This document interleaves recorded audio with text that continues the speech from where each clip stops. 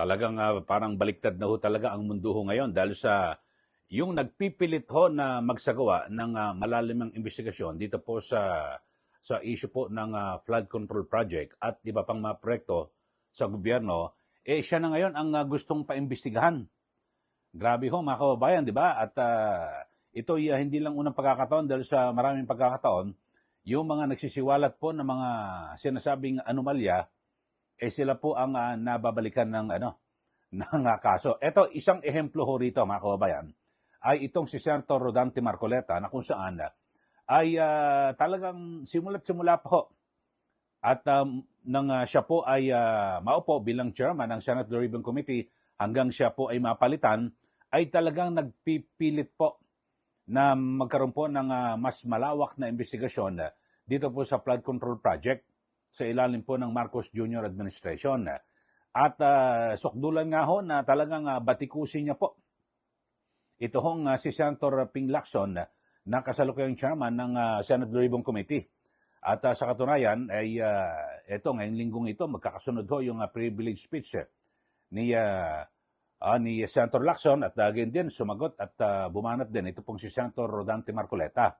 Pero yung pinakahuli mga kababayan ay kasi parang talagang nagkakapersonalan na ho yung away, no? Pero dito ho mga kababayan, kung tayo po ay magmamasid ng matindi at siguro ho talagang pagtutuunan natin ng pansin, maganda naman ho yung yung layunin po ni Senator Marcoleta na mapanagot po yung lahat po ng mga sinasabing sangkot dito po sa flood control, yung mga pagnanakaw sa pondo ng bayan.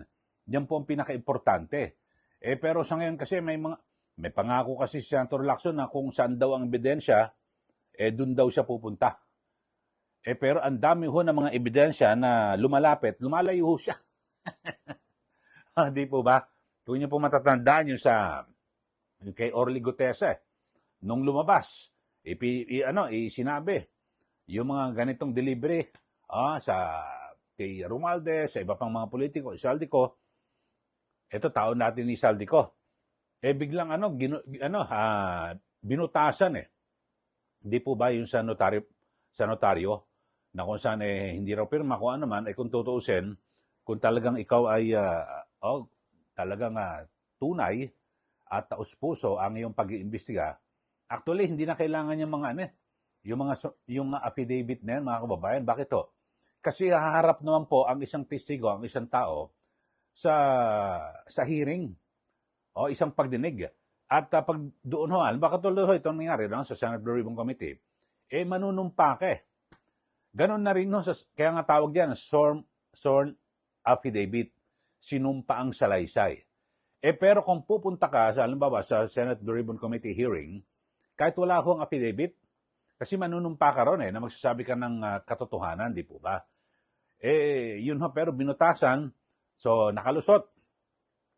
At napakarami ho ng mga binabanggit si Senator Marcoleta sa ginawang pagdinig sa nakaraan na dapat ho yung ipatawag yung mga ganitong opisyal ng Malacanang, ng iba't ibang departamento at maging ang mga kongresista, pati itong si dating House Speaker Martin Romualdez, na kung saan dapat wag na nating ipairal yung tinatawag na interparliamentary courtesy. Dahil sa pinag-uusapan dito yung pondo ng bayan So ang ganda ho ng ng talagang masidhiho yung yung pagnanais po ni Marcoleta na talagang lahat po mapanagot at yung mga sangkot talagang maparusahan, di po ba? So yun po ang ngayon. Pero bigla na baliktad po ang mundo. Kasi ito pong si Senator Ping Lacson, gusto niya na raw paimbestigahan. Ito pong si Senator Marcoleta dahil sa sinasabing di umano'y maanumalyang flood control projects at matapos na ihayag tungkol sa umano'y 500 million pesos na allocables na nirequest niya ni Senator Marcoleta. At ayon po kay Lacson, kabilang sa mga ebidensyang balak isumite ng Senate Blue Ribbon Committee sa Office of the Ombudsman at Department of Justice ang umano'y sulat kamay ni yumaong DPWH Undersecretary Maria Catalina Cabral. So meron daw pong sulat at tungkol po sa 500 million projects. Ito ho mga kababayan. Pero alam nyo ho, Sige, okay lang ho yan sa akin, ha? At bilang isang taxpayer, di-imbestigahan kung dapat imbestigahan. Pero lahat po, halos lahat po ng mga senador, maging kongresista, pero focus po tayo sa mga senador, lahat po ay meron po silang allocables eh. Ultimo nga ho itong si Senator Risa Ontiveros, ako meron akong kopya. Meron ako ng kopya, halos lahat po ng mga senador, yung kay Senator Ontiveros nga, 3 billion eh. Di ba? Pero hindi mo agad masasabi na kung may allocables, may anomalya na. Tingnan mo muna kung yung pinondohan na budget na yun ng proyekto ay ghost project o substandard. Dito ho mga kababayan. So, katulad nung kay Senator Ontiveros, di ba? Ipacheck niya rin, halos lahat ng senador. Meron mga allocables, di ba? Billion pa nga ho. Ito, 500 million lang ho. Pero, yung pagsasalita po ni Lacson, parang meron mo siyang gustong o may mensahe ho rito eh. At parang pinalilitaw niya na marumi po si Senator Marcoleta. Dito ho mga kababayan, sana kung pinaimbestigan niya, ibinunyag niya na, dapat tinodo niya na muna na tiningnan niya sa 500 million allocables, meron bang ghost project? Para tapos ka agad. O corner ka agad si Senator Marcoleta, hindi ko Mga pahapi-hapi pa na dapat imbestigahan, imbestigahan din lahat ng mga senador. Di po ba? Tapos ay, billion-billion pa ho, mga kababayan Tapos dito ho sa mga pahayag ni Senator Marcoleta na talagang yung 18 ex-soldiers. Meron po silang ebidensya, ayaw po ipatawag. So ito, pakinggan lang ho natin mga kababayan, yung pahayag ni Senator Marcoleta na kung saan sumagot ho siya rito sa mga pahayag ni Senator Lacson na kung saan paiimbestigahan niya raw sa ombudsman itong si Senator Marcoleta dahil sa 500 million allocables. Ito, panoorin po natin mga kababayan. Ito po si Senator Dante Marcoleta sa kanyang pahayag, privilege speech, diyan po sa Senado. Yung partial report, isa po sa hindi ko matanggap-tanggap do sa partial report ay yung isa sa kanyang mga rekomendasyon tungkol sa sino ang mga taong dapat na ipaghabla. Tingnan po ninyo, Ginoong Pangulo, do sa kategoryang public officials categorized under recommendations for preliminary investigation, ang dami pong legislators doon. Pinangungunahan na po ni Saldico at marami pa pong iba. Sa mga intermediaries po, Mr. President, binanggit niya si Undersecretary Traigib Olaybar. Binanggit niya yung Maynard Ngu. Hindi ko po alam kung sino yung Caroline Villayap, J.Y. De La Rosa, Mrs. Patron, Lawrence Cruz, John Paul Estrada, Mark Tiksay, alias Peng.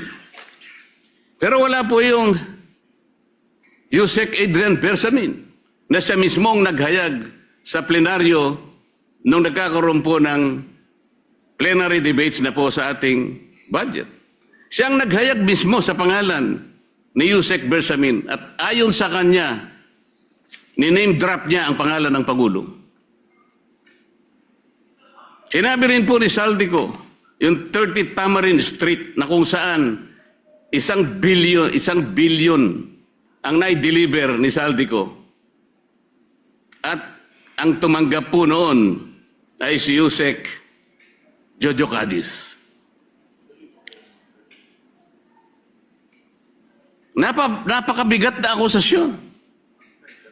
Ginoong Pangulo, wala man lang po rito sa dapat na banggitin na intermediaries.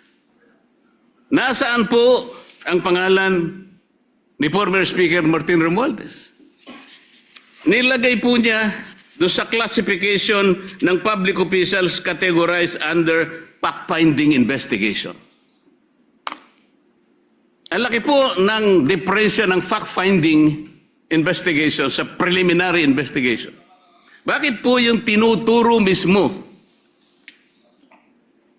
na mastermind, yung pa po yung nasa... Wala po sa preliminary investigation. Nasa fact-finding lang.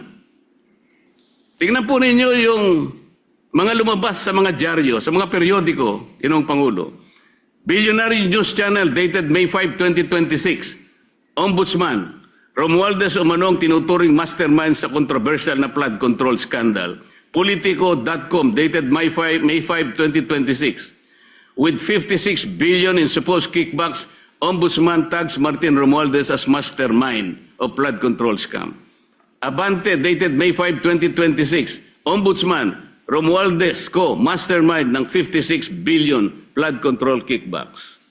Abogado.com.ph dated May 5, 2026. Ombudsman panel tags Romualdez and Co. as masterminds. Dito pa lang po sablay na yung report Nandun lang siya sa fact-finding, samantalang ang ombudsman, tinag na po siya, isa sa mastermind. Saan po papunta ang report? Ginoong Pangulo. Yan po ang pahayag ni Senator Marcoleta at talagang binira niya at binatikos niya ito pong si Senator Lacson kasi para lumilitaw na meron pong pagtatakip ho rito Kayo sa ating mga viewers, sa ating mga taga-subaybay, lalo na yung mga taxpayers.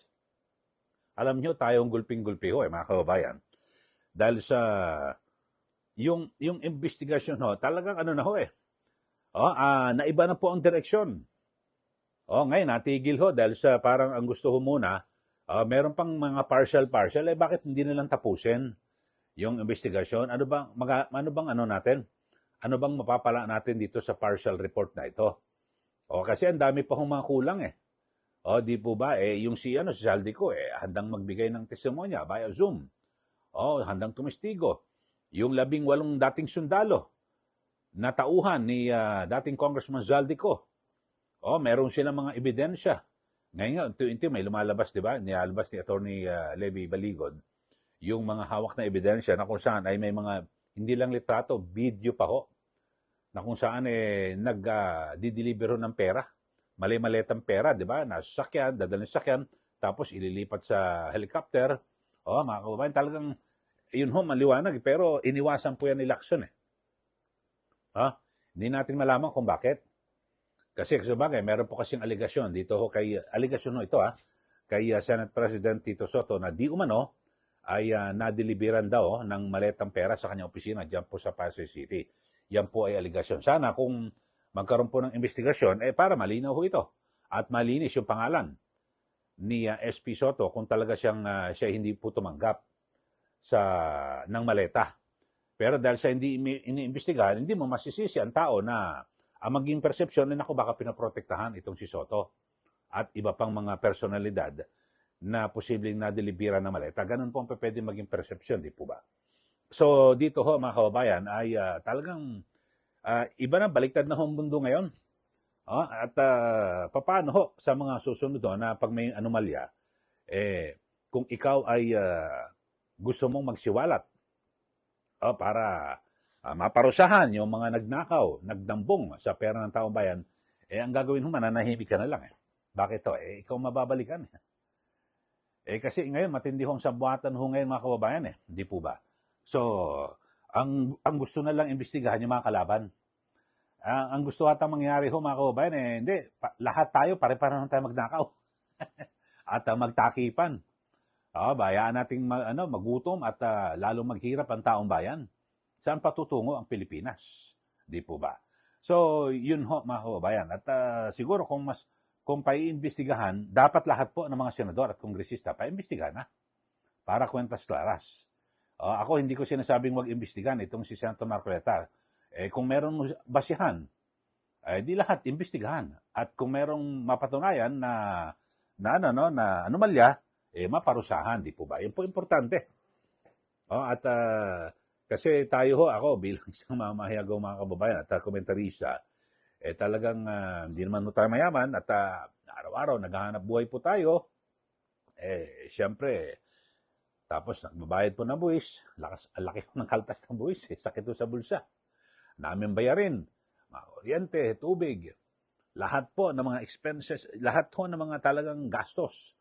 Tapos maririnig mo mga kababayan, di ba, na ayan, may mga nagnakaw. Tapos yung mga iba naman talagang meron na pong nagsasalita na handang tumistigo sa nakawan na yan, ayaw pong mag-imbestiga. Ang ginagawa, yung gustong tumistigo, yun po ang parang nagigipit. At binabaliwala, mga kababayan. So ito'y maliwanag ho, ito na talagang malawakang conspiracy po ito. Pag ganyan ho, ano mong gagawin ho natin, taong bayan? Kung ganyan, at di ba? Kaya nga talagang matindi ho. Kaya nga itong si Senator Ping Lacson, sabi nga ni Senator Marcoleta, no, talagang hangang-hanga ako rito nung siya ay hepe po ng Philippine National Police. Na talagang napakagaling at napakaganda niya kaniyang performance. Pero nung naging, eto na ngayon, biglang nawala po, no? Nagbago po ang ihip ng hangin, ako rin ho, mga kababayan, parang, di ba, noon, tapos sa mga nakarang kongreso ay matindi ho, pag may expose itong si Senator Lacson, talagang matindi ho, di po ba? May mga ganang expose.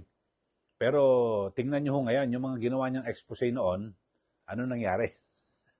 Meron ho bang naipakulong? Meron siya noon ng mga expose dyan sa Bureau of Customs, o kung saan-saan, mga kababayan. Pero meron ho bang nakulong? Ay, nako. May nakulong mo ba? Wala eh. Wala ho eh. Meron ho bang batas na nagawa itong si Lacson para mapigilan yung mga sinasabi niya noon na korupsyon, no? Yung sa expose niya. Wala rin naman ho, mga kababayan eh. So ito maganda sana, pagkakataon, kasi ang maganda ho rito sa anomalyang ito, sa flood control, meron po mga lumulutang na testigo eh. Hindi katulad dati na parang mga papatsi-patsi lang ho, di ba? Hindi ganun. Ito, grabe ho eh. May ebidensya kung paano nag-deliver ho ng pera, kung kanino i-deliver. Ano ba naman yung yung kahit pabalat bunga lang na, hindi, sige, imbestigahan natin yan para wala namang masabi ang publiko na baka meron tayong pinoprotektahan eh. At may gusto tayong iligtas dito po sa anomalyang ito. Hindi po ba? So, sana ganun man lang, kahit pabalat bunga, isa lang ipatawag. Hindi po ba? Inisa-isa ho ni Senator Marcoleta yung mga personalidad na dapat sana ipatawag. Kaya ayaw niya hong pumirme dito po sa partial report na ito ng Blue Ribbon Committee kasi kulang na kulang ho eh. Mga kababayan, kaya ito ho, i-explain ko sa inyo. Nasa mayorya si Senator Lacson, 15 po sila.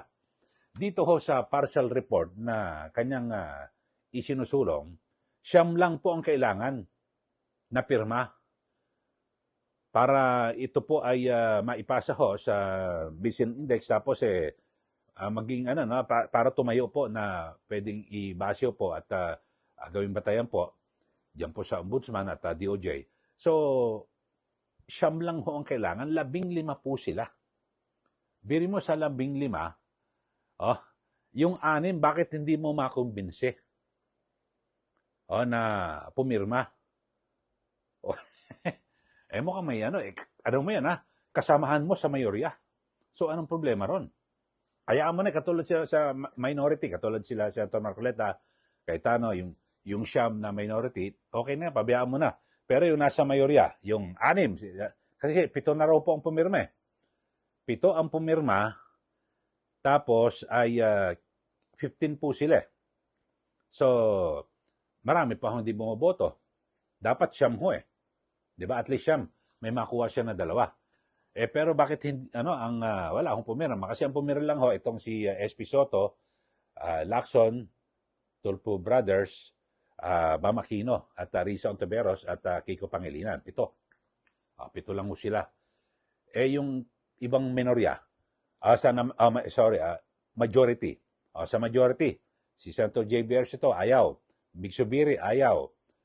Winggatchelian, ayaw. 3 na ho yan, Tapos, Legarda, ayaw. Magkapatid na Bilyar, ayaw. So, wala. Sana yung muna ang kumbinsihin nyo, huwag mong kumbinsihin yung mga nasa minorya. Diyan ka muna sa sarili mong bakuran. Pero bakit hindi mo makumbinse? Mukhang may tama. May problema. Ito hong partial committee report. Yun lang naman akin, Inanalisa ko lang kasi dapat sa iyong kampo muna, doon ka muna magkampanya. Uy, aprobahan nyo na ito. Magkakasama naman tayo sa mayorya. Aprobahan nyo na. Pero hindi niya pumapilit Mga kababayan. So, ano ibig sabihin nun? Bakit binibenta mo? Walang gustong bumili. Parang ganun ho Di ba alam ba, may binibenta ang produkto pero walang gustong bumili. may tama ang produkto mo. Di ba? Yun lang. Kayo hon, masasabi niyo ho rito mga kababayan. Dito po sa isyong ito na si Senator Marcoleta ang talagang mainit at gustong-gustong paimbestigahan. Magkaroon po ng malawakang investigasyon sa flood control. Siya ngayon ang gustong paimbestigahan ni Senator Lacson. Magbigay na po kayo ng comment dito po sa ating channel. Sa mga bago lang po, subscribe na po kayo at huwag niyo pong kalimutan na i-like at i-share. At syempre, yung aking Facebook account, Eli Saludar. Maraming salamat. Muli, ito po si Ka Eli. Magandang araw po sa ating lahat.